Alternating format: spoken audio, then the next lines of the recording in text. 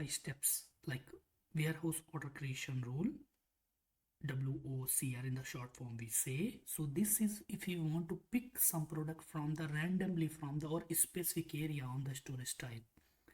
Suppose we have the complex storage type in the warehouse, hierarchy storage, open storage, like lots of bins are there. So if you want to pick something from the particular area, then we use this.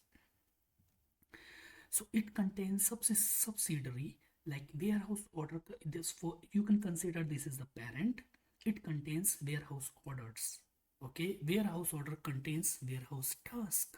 As we know, warehouse task means order means suppose supervisor is going to give you the order. Okay, to warehouse workers go and pick from the bin A some product. So they will go, they will pick. So it contains the task. Task means this is an action. When they are going to pick something, we call this is an action. So one warehouse order can contains multiple warehouse task.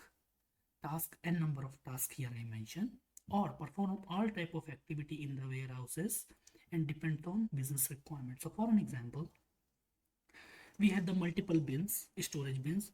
So one of the like supervisor, they gave the instruction to one of the to the worker, go and pick the like 1 inches or 5 inches 10 inches screws from the particular bin.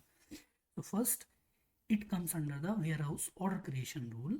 So then he will give the order to that particular resource. The resource will go and they will perform the particular task. Task means picking. They will pick, scan, or they will pick through the RF gun. That will come into in my next processes. Warehouse task contains an action. Suppose if you're riding the bike, means riding means it's an action. Okay, if you, for an example, if you're walking, it's an action. So the warehouse workers, when they are going to pick something, it comes under the action. Okay, then to pick the product or handling unit or boxes